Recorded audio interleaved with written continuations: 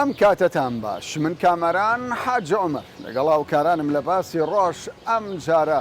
بە دوواداچوون دەکەین لەسەر دۆخی سیاسی هەرێمی کوردستان و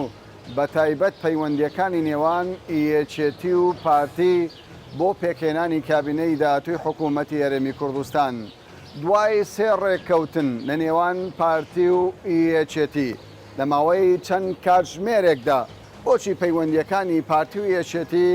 گەیشتە ئەم قۆناغا هاوڵاتیان لەسەر شەقام و کاسبکاران لە نێو دوکانەکانی خۆیان سەبارەت بەم دۆخە چی دەڵێن چاودێرانی سیاسی سیاسەتمەداران سەبارەت بە ئێستا و داهاتووی هەرێمی کوردستان چ تێڕوانینێکیان هەیە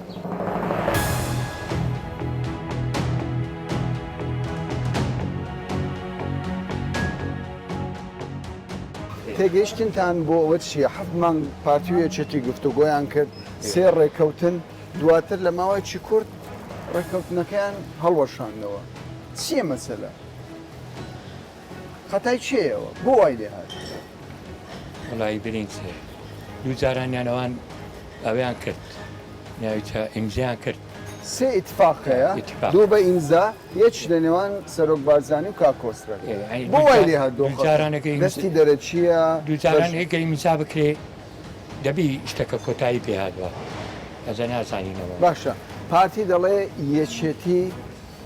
ڕێککەوتنەکەی پاشەکشێکی لە ڕێککەوتنەکە یەکێتیش دەڵێ لەسەر کاندیدەکەی ئێمە بۆ پارێزگاری کەرکوب پارتی ڕازی نەبوو ینی بەخوایزای ببوورم دوو سێ ڕۆژاتیمەوە لە دەرەوە باشە بۆ تۆ گرینگە لە دەرەوەی کوردستان یەک پارچەبی تاوانەوەڵا کوردیاتیاریە کوردانی یەک پارچ ینی لە ئەمریکاش کوردەکان چاویان لەوەیە هەرێمی کوردستان حکوومەتەکە باشەلۆ نەمابینی خۆ پێکنیان لۆ خەرک بێتە داخولکە دەور و پشت ئیران و تورکشاوانە بێن پێشان بینن گەشتبینی بۆ داهاتوو تۆ ئینشاڵڵە چاکەبی تەسەوڕ دەکەی ئێستا ئەوان بەشداریان لە پرۆسەی دەنگدان نەکرد بەس ئێستا خەریکە دەڵێن لە سفرەوە دەبی دەست پێ بکاتەوە دەنگ کۆتایی پێدی ئینشاڵڵە گەشتبینی بەو حاڵەش هەر گەشتبین چاکەبی چاگەر حەفمان گفتوگۆ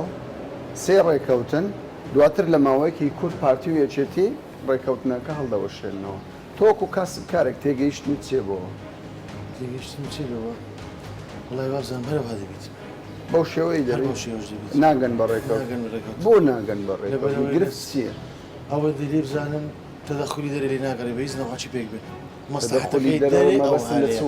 وڵاتە زیرێزەکان زیرێزەکان مەسەدیان ئەوەیە ینی وەکو ئەمریکا ئەوە ئێرانە ئەوە وڵاتێکی هەرێمێکی بەهێزمان دەوێت ئەمریکا دەڵێ نەخێ ڕاز ناکە هەرێمێکی بەهێزیش بە دەی هێشت ڕەفراندۆمەکە سەر بگری ئەی ئێران ئێرانیشە نەفسیشتە نەفسیشتە مەسلحەتی گەشتبینی بۆ داهاتوو ناوەڵە بەی شێوەیە گەشتبین بە هیچ شێوەیە کەسیری لە بازاری طبعاً بە هەموو شێوەیە باش تۆ چی دەڵێ بەڕێزەکەم تێگەیشتن تۆ وەکو هاوڵاتیەک وڵا هەر وەرچی یۆ برادەرێ یعنی مەبەستت چێ پێشێڵی کردووە لەو ڕێککەوتنە سێ ڕێککەوتن بووە ئێستا پەشیمان بوونەتەوە وڵی برم چی خەتا لە چێە؟ وڵا دەور پشتەکەی لە کۆ ناگرێت پێک بێت ئەو دوو هێزە بەڵام بۆ ئەوان ناچارم بە دژەی دەور و پشت بکەن وڵا برم چی بەڕێی تو بۆ یانی ئەی بەرژەوەندی خەڵک لە چێ ئێستا تۆ چی دەوێت ناتەوێت ڕێک بکەون بەرەوەڵە دەمە ملەتەکەش سرعتەکە هەموو خەڵک چاوی لە ڕێککەوت کەسەیە پێخۆشنی بەڕێکەوە کەسەیە پێخۆشنی بیتن دەوڵەتە چ کوردی سەر بە خۆمان هەبی ئاڵایەکمانی لەژێر ئاڵایەکە وچی گوتی بژین لەگەر دوو ئیدارەی ناوەڵە ئێستا هەر مەسئولێک دەڵێ گەر ئەو پۆستانە نەدرێت بە من دەیکەمە دوو ئیدارەی دێگەڵە دەبتە سنووری هەرێمی کوردستان تۆ ڕازی کوردستان تۆ ڕازی ئەدی ئەمانەی تهدید دەکەن لە دوو ئیدارەی دەڵێن حەقەوان ڕسوا بکرێن حەقە ڕسوا بکرێن مەسئولە گەورەکان بێنە چە تەلەڤیزۆن برێکاکە فلان و فلان عەمیلن پیاوی فلان دەوڵەتن پیاوی فلانە جێنا خەریکی ئەو وەزعینە دەیانەوێ هەرێمی کوردستان کەنە دوو ئیدارەی یان ئەوە تێ ئەمە نەگەین بە ئامانج باکە کڕسویان کەن ماوەتی زۆرە بەڵێ گفتوگویانەوە ئێستا کە پێک ناتر پێت ناخۆش وڵای پێم ناخۆش چیان پێ دەڵێ بووە سارێک وەلا چیان پێ دەڵێ وڵاتیان پێ نارێ بە قسەی ناڵێ پێیان بە قسەی ئێمە ناکەن بەخسیەوە ناکەن ناکەن ناکەن چۆن بەخسی ملت ناکەن ناکەن ناوەڵە هیچ گیان لە ملت نییە گیان لە ملت ناوەڵڵا. گیان لە چییە لە خۆیان خەمی خۆیان بەڵێ بەڵام ئەوان دەڵێن ئێمە خەمی ملتمانە وەڵا خەمیان ێگە هەبا لە مێژ بە پێک داهاتن لەمێژ و پێکدا بەرێ ئەگەر پێک بێن ئەوە بەرژەوەندی خەڵکیان دەوێت بە- ئەگەر پێکیشتێن بۆ جیرفان و بەرژەوەندی خۆ بەڵێ بەرێ نابەخوا پێک نییە هەموو عالم چاوەڕێکە عالەمەکە مرد چاوەڕوانی بوو ئارێ وەلە چاوەڕوانی دقە دقە دقە دقە وەڵ. حەزت دەکرد و کابینە ئارێ وەلە ئێستا 5 مانگ بە پێکات بە پێک بە تاخیر بوو زۆر زۆر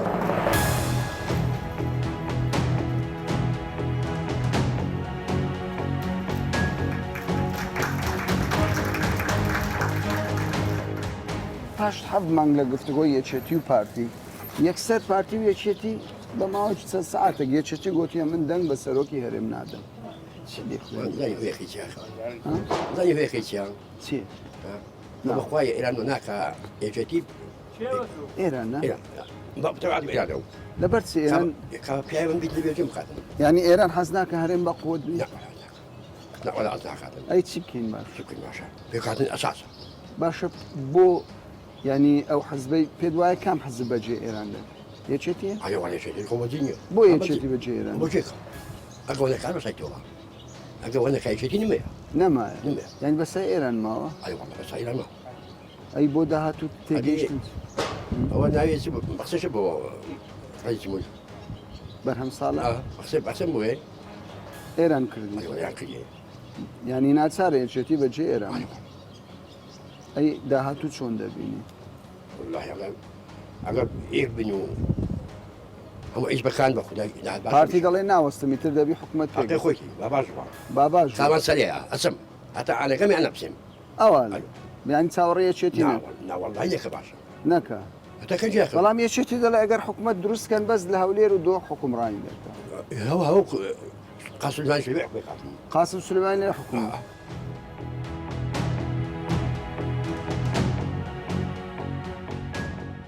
پێت وایە یەکێتی و پارتی بۆ پێک ناتون ئەوان دەڵێن کێشەکە یەکێتی دەڵێن لەسەر پۆستی پارێزگاری کەرکووکە تۆ ئۆکو هاوڵاتیەک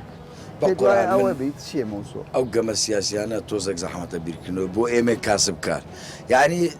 هەر جار بە شێوازێک دەگۆڕێ ئیشاڵە هیوادارێت پێت وایە بەرژەوەندی خەڵکە بە هیچ شێوە بەرژەوەندی خەڵک نییە خەڵکیوا هەیە تااقەتی نییە قسە بە لێزار بووی تۆ؟ هەر زۆر زۆر لێزار بووی لە دۆخ؟ هەر شۆک بووینە دەزانی خەریکە لەوەی مەسرفەی کردومانە و کراوە پەشیمان ببینە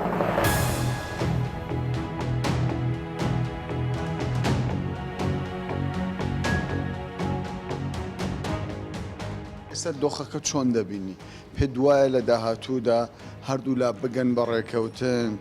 یەکێتی تەنازل کاتەوە چکە هەموو شتێکی کرد ئێستاکە سەرۆکیارێ مەر بژاردرا بانی حکوومەتەکەش بژاردرێتی یەکێتی چاکاتر کەمتر خەمیەکە لە یەکێتی کەمتر خەمیەکە لە پارتیشە چووکە تەنازلی بۆ کەگە تەنازلی بۆ نەکردباوی شەوهی ناکرد داهاتوو چۆن دەبی انشاءڵە باشەبی پێت وایە باش دەبی انشاءڵە زەناوی کاک مەسڕ و کاکنەچی انشاءڵە باشیەکەن بەڵام حکوومەتی داهاتوو ئومێدێکی زۆری خەڵکی پێوەیە طبیعی ئارێ وەڵڵە کە چاکسازی زۆر زۆر باشەبی بەڵام انشاءڵە یەکێتی بەشداری دەکات گرفت نانە بەشداریەکەویش بەشداری دەکات کو آخر لحظە تێکیدا و آخر لحظەش چاچەکە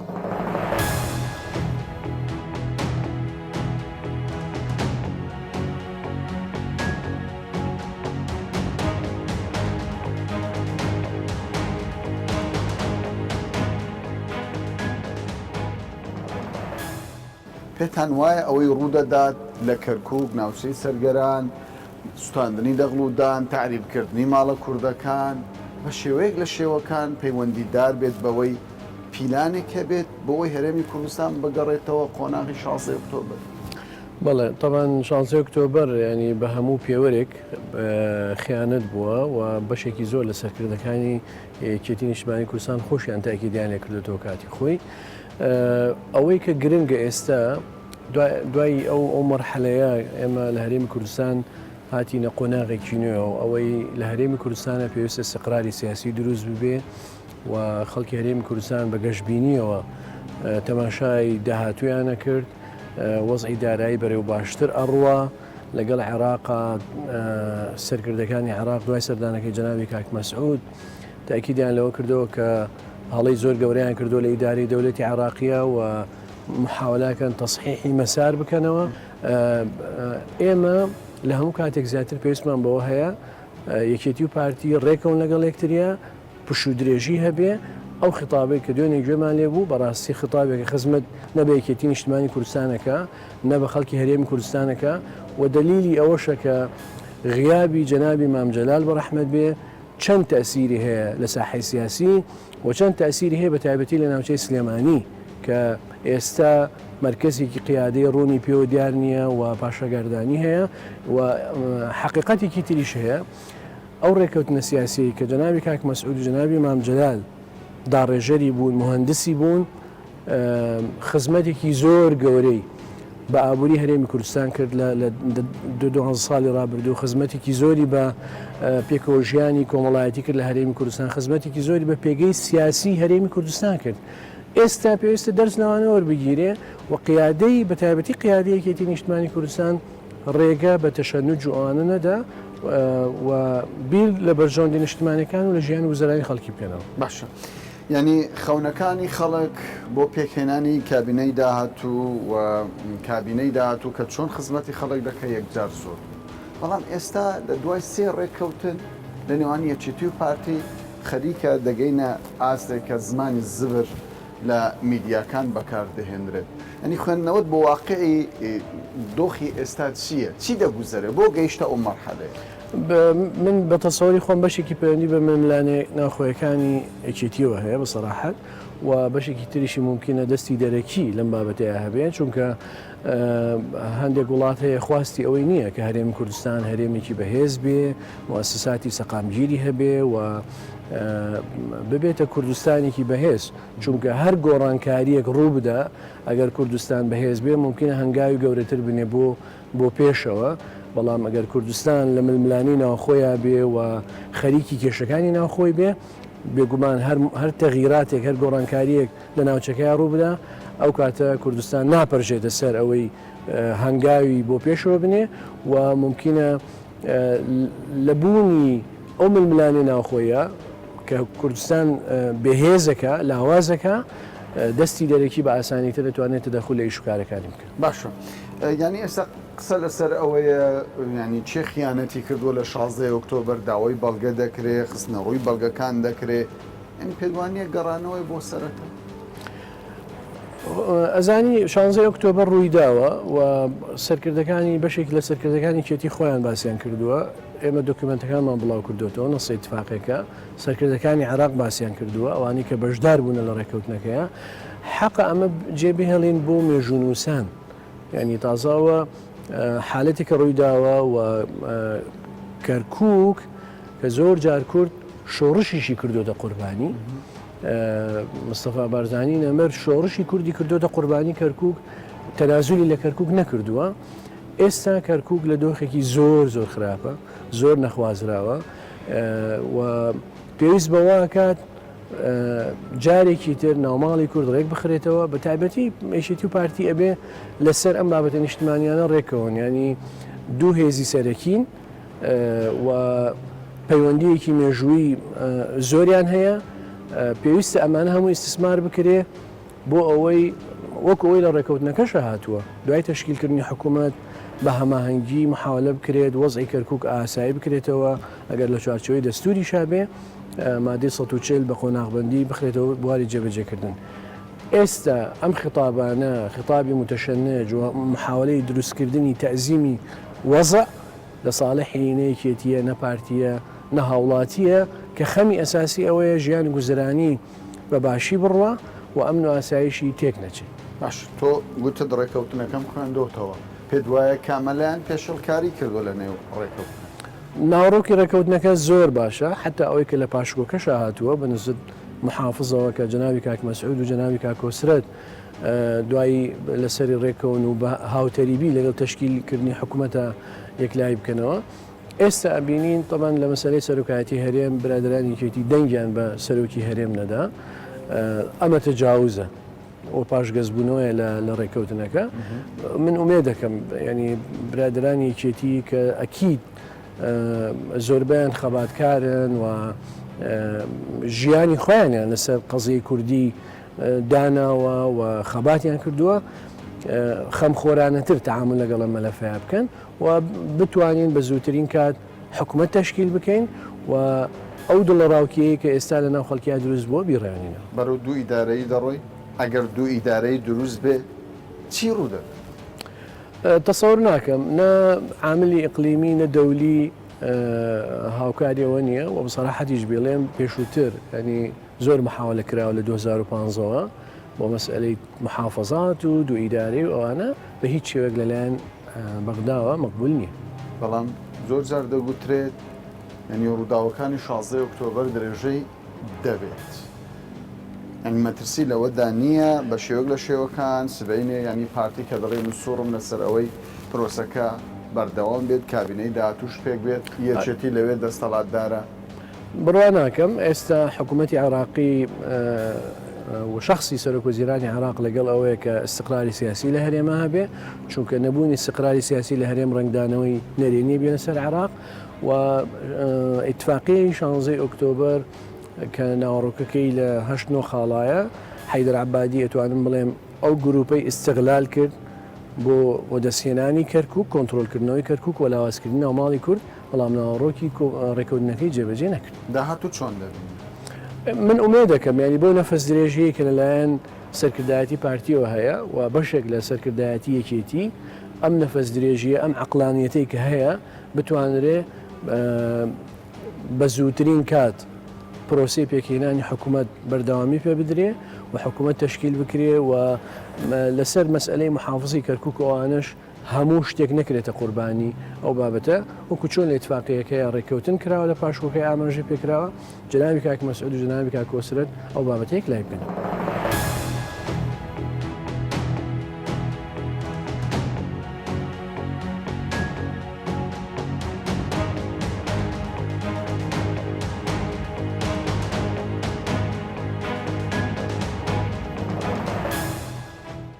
زیاتر لە 7 مانگ گفتوگۆ سێ ڕێککەوتن خاڵ بە خاڵ گفتوگۆ لە ناکاو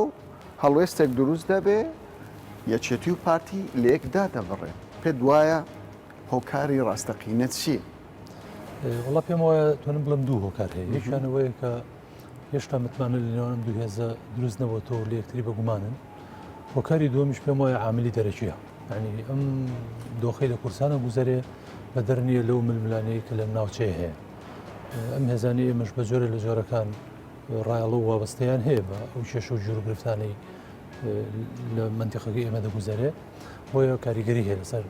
ڕێککەوتنی پارتی یەکێتی. بەڵام ئەگەر پەیوەندیداریش بی بە متمانە سێ ڕێککەوتن هەیە خاڵ بە خاڵ تاوتوێ کراوە ئێستا کەرکووک بۆتە ینی خاڵی ناکۆکی نێوان یەکێتی و پارتی. ئەڵێ متمانە نیە ینی ڕاستە ڕێککەوتن لەسەر کاغەز هەیە بەڵام دیارە متمانیان بەوە نییە هەنگاوی کردداری بۆ ڕێککەوتنەکان بنرێ ئەوەی کە ینی ئێستا ئینسان کە هەستی پێدەکات بە تایبەتی لەسەر مەسەلەی کەرکووک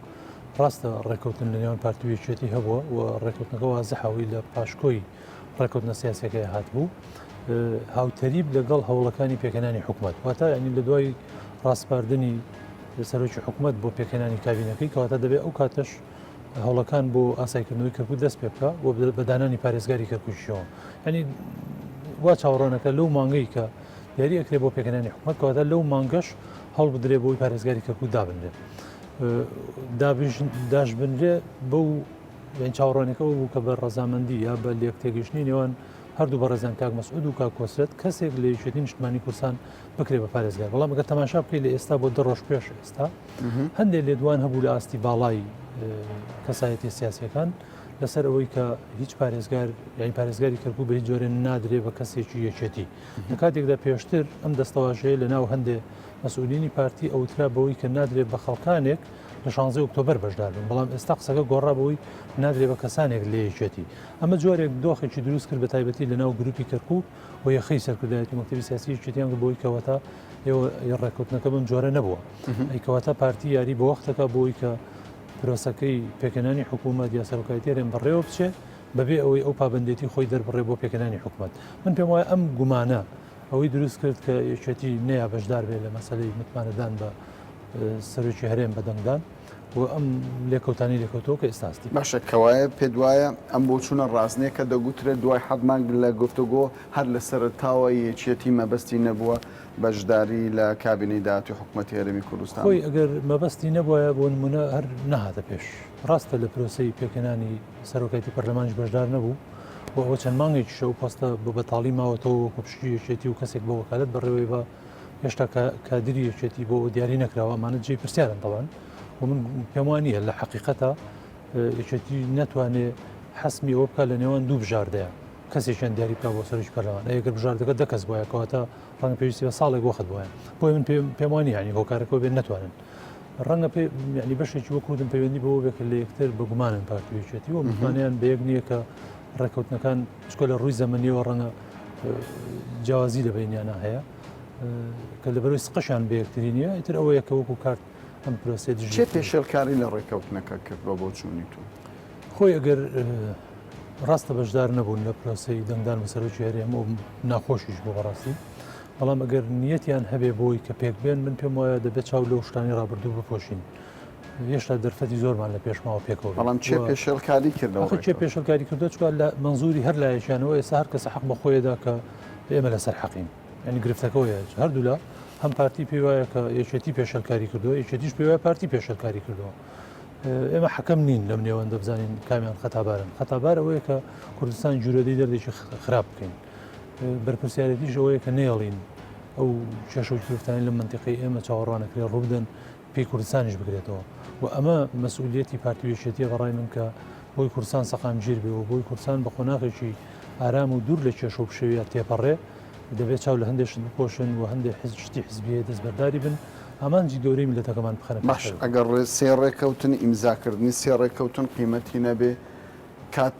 ئەوە هاتووە تەڕەفی سێم بەشداری گفتوگۆی نێوان یەکێتی و پارتی بکە ئەخر تەرەفی سێم وەکو چێ بۆ ینی بۆ نمونە ئەمریکا ئێران بەغدا هەر لایەنێکی دیکە ینی دەبێ بەڕای من یەک حەقیقەتەیە بیزانین ئەوی شەوەی وڵاتانی دەوروبەری ئێمە بە بەغداشەوە بۆ بە تاران و ئەنقەرە و دیمەشقیشەوە هیچیان ینی خۆشبین نین خۆشحاڵ نین بەوەی کە کوردستان بەو جۆرە گەشە بکە و هەمیشە لە کەمینان بۆ خەڵکی کوردستان لەبەرەوە من وای نبینم ئەم وڵاتانی دەوروبەر عملی خێر بن بۆ ئاشتی ناوماڵی کورد پێچوانی ئەمە بەڕاست دەزانم کە ئەوەندەی پێیان بکرێ هەوڵەدەن ناکۆچی بخەنە ناوە هەرێمی کوردستانەوە بە تایبەتیش کە هەستیان کرد جۆرێ لە گەشەکردن باڵاکردن لە کوردستان هەیەلانی کەم ئەم پارچێ بە بەراورد بە پارچەکانی تر و ئێستا لەسەر ئاستی هەر چوار پارچی کوردستان ئەگە تەماشا بکەی شتێک هەبێ ئومێدی لەسەر بینا بکەی هەر ئەوەیە کە هەرێمی کوردستان قوارێکی دەستوریە بیپارێزی و چۆن گەشەی پێدەی لەبەرەوە من باوەڕم وایە ئەوان زۆر بیریان لەوە کردوم قوارێ چۆن لاواز بکەن چۆن لە ناوی برن لەبەرەوەی شەرعیەتێکی دەستوری هەیە ئەمە قورسە بەڵام تاکە هۆکارێک بێتە هۆی ئەوەی کە زمینە خۆش بکە بۆ لەباربردنی ئەوەیە لە دۆخی ناوخۆی ئەم هەرێمەیە شێوی دروستکەن بۆی لەبەر من وای دەبینم ئەم دەوڵەتانەی دراوسێ بە بەغداشەوە استراتیجیان ئەو بێت تێکدانی ناوماڵی کوردە بەڵام ئەگەر بێتە سەرەوەی پەنا بۆ دۆستەکانی تر ببرێ خەڵکی تر ئەمریکا وڵاتانی ئەوروپا ئێستاش بە هۆی کێشە و جیروگرتی نێوان ئەمریکا و ئێرانەوە کێشەکۆی ئەمریکاش بە زۆر لە جۆگا بۆتە تەرەف لەم کێشانە لەبەرەوە یعنی گرنگترین شدەوەی جارە پارتیویەتی خۆیان هەست بۆ مەسئولیەتە بکەن کە ئێستا کوردستان ناچارن لەوی بەیەکەوە دابنیشن من پێم وایە محکومن بۆی دەبێت پێکەوە سیناریۆکانی داهاتوو چۆن دەبێت وەڵا ئەگەر مەسئولانە و هەستکردن بە بەرپرسیارانە بیر لە چارەسەری کێشان نەکەینەوە من پێم وایە باش نابێت وەگە بیرشت بێ چەندین مانگ پێش ئێستا هەر لەم بەرنامەیە تا من قسەی کردم پێم وانییەوە بە زووی کابینە پێک ڕۆنە بچێتە مانگی 6 و 7 یعنی و کاتە جوان بوو بۆ ئێستا زەمانەکە خەریکە لەوەش تێپەڕێ ئەگەر چارەسەری بۆ نەدۆزینەوە ئەگەر هەندێک عقدەی حزبی هەیە تێنەپەڕێنین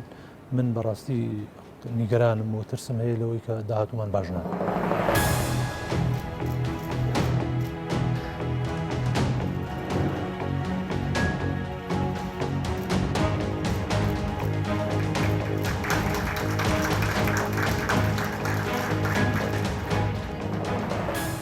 چۆلبوونی ئەم بازاڕە ئەگەر گەلێک هۆکاری هەبێت بەڵام کاسبکاران نایشارنەوە یەکێک لە هۆکارەکان بۆ هەڵوەشانەوەی ئەو ڕێکەوتنانەیە کە لە ماوەی ڕابردوو لە نێوان پارتی و یەکێتی ئیمزا کرابوو. بەشی زۆری کاسبکاران دەڵێن پێویستە یەکێتی و پارتی بگەن بە ڕێکەوتن و حکوومەتێک پێک بێنن لە خزمەت و لە بەرژەوەندی خەڵکی کوردستان بێت ئەوان نایشارنەوە کە بەرژەوەندی تەسکی حزبایەتی و دەستوەردانی دەرەچی وای کردووە تاوەکو ئێستا هەنگاوەکانی پێکێنانی حکوومەت و بەکاراکردنەوەی دامەزراوەکانی هەرێمی کوردستان ئەوان هۆکار بن ومێت دەکەن یەکێتی و پارتی تەواوی بەرژەوەندیە تەسکەکانی حزبی بەلاوە بنێن و بیر لە بەرژەوەندی خەڵکی کوردستان بکەنەوە تا باسێکی دیکە و بابەتێکی دیکە بەخواتان دەست بێت.